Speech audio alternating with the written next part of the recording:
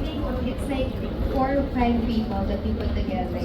We were all like strangers in a way, but then we became family. Like, it's really the camaraderie of each and every one.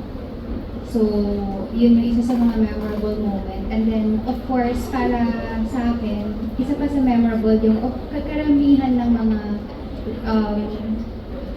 customers na bumisita sa restaurant ay Koreans. So, we really had to kind of learn at least the basic words so that magkaroon ng pagkakaintindihan.